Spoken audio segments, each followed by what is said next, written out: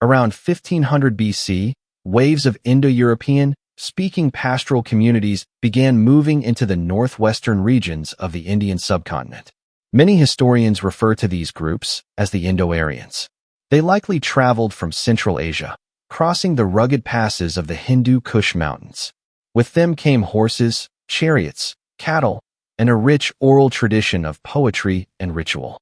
Their arrival would mark the beginning of what scholars call the Vedic Age, a foundational era in Indian history. The Indo-Aryans were semi-nomadic pastoralists. Their wealth was measured largely in cattle. They lived in tribes led by warrior chiefs known as rajas. Their society valued bravery, loyalty, and ritual devotion.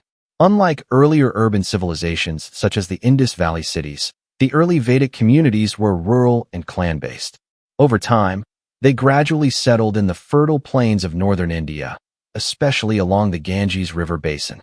What truly defined them, however, was not just migration, but ideas.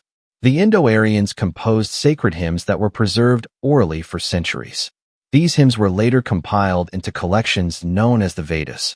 The Vedas formed the earliest layer of what would eventually become Hindu religious tradition.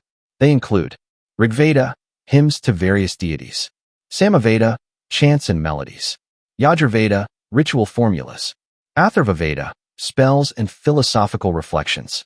Religious life centered around fire sacrifices, yajna, performed by priests to maintain cosmic order. Over time, deeper philosophical ideas developed. Dharma, moral duty and law; karma, actions and consequences; samsara, cycle of rebirth; moksha, liberation from rebirth. These ideas became core principles of Hindu thought. As Indo-Aryan society became more settled and complex, social roles became more structured. A classification system known as varna emerged.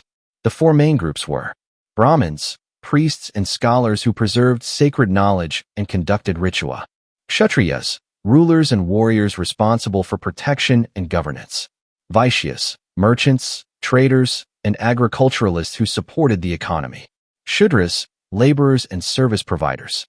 This early social structure gradually became hereditary over centuries. Scholars continue to debate the exact process of its development. It is important to approach this topic with historical awareness. The caste system evolved over a long period and has been reformed significantly in modern India. Today, caste-based discrimination is legally prohibited. The earlier populations of the subcontinent, often associated with Dravidian-speaking cultures, interacted with Indo-Aryan communities in complex ways, leading to cultural blending across regions.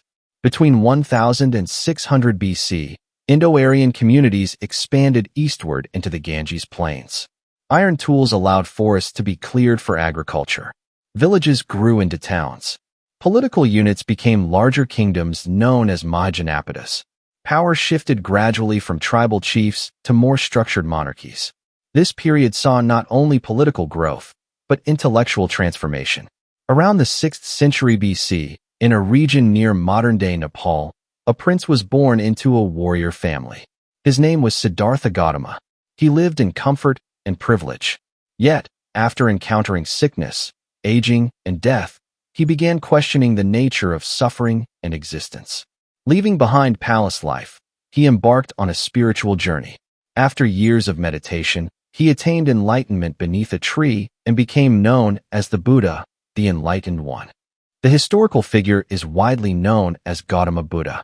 His teachings offered a new path. Life involves suffering, dukkha. Desire causes suffering. Suffering can end. The Eightfold Path leads to liberation. Unlike ritual-centered traditions, his message emphasized ethical living, meditation, and wisdom. Buddhism would spread throughout Asia and become one of the world's major religions. This era was not defined by one belief system alone. It was a time of debate and intellectual exploration. Thinkers questioned ritual practices, social order, and the meaning of life. The later Vedic texts, especially the Upanishads, reflected deep philosophical inquiry about the self, Atman, and ultimate reality, Brahman. These discussions laid the foundation for classical Indian philosophy. Cultural legacy. Between 1500 and 500 BC, the Indian subcontinent experienced migration and settlement of Indo-Aryan communities.